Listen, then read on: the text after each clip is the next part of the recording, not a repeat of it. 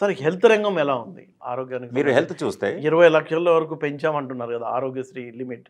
అది ఏమో నేను కూడా 4.5 ఏళ్ళు హిందూపూర్ నియోజకవర్గం ఇన్ఛార్జ్ కూడా ఉన్నా. వైఎస్ఆర్ కాంగ్రెస్ పార్టీ నుంచి ఎమ్మెల్యేగా బాలకృష్ణ గారు ఉన్నా. వాళ్ళు ఎప్పుడు కంప్లైంట్ చేసేవాడు, హోమియోపతి హాస్పిటల్ మందులు హోమియోపతి వాళ్లకు అయ్యా నేను ఇంత ఖర్చు చేశానని మేమే స్వయంగా ఇవ్వడం. బ్యాండేజీలు లేవంటే నమ్మండి మీరు. లేడీ డాక్టర్ల కొరత మరీ ముఖ్యంగా ముస్లిం మహిళలు వీళ్ళు పేద మహిళలు పోతే డాక్టర్లు లేని లేడీ డాక్టర్స్ కొరతలు, బ్యాండేజీల కొరత, సిరంజిల కొరత, డయాబెటీస్ మందుల కొరత, ఇన్సులిన్ కొరత. ఎప్పుడు కరోనా టైంలోనా ఇప్పుడా? కరోనా టైంలో ఇంకా ఎక్కువ, ఇప్పటికీ అదే ఉంది. సేమ్ అదే పొజిషన్ కంటిన్యూ అవుతుంది. మీకు ఆరోగ్యశ్రీ డబ్బులు ఇవ్వాలంటే వాళ్ళ దగ్గర నిధులు ఉంటాయి కదా. అవును, ఊరగా పెంచడం తప్ప.